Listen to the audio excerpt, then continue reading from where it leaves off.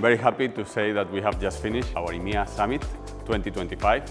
We have invited almost 60 partners from our premium distributors, also from our system integrators, Fuji partners across EMEA. The objective of getting all our partners together was, of course, to share some insights, also to share our strategy and our roadmap for the future, and of course to introduce and combine and discuss with our partners what is iPro doing in this current year 2025.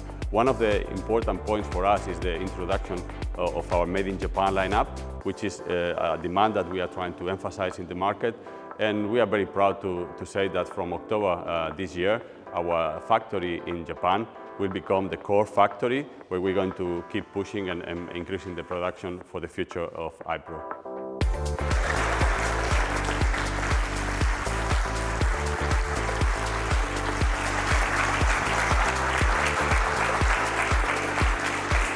Fantastic to be here, to meet some old friends, to make some new ones, and to see all the exciting developments that are coming from iPro in the coming months.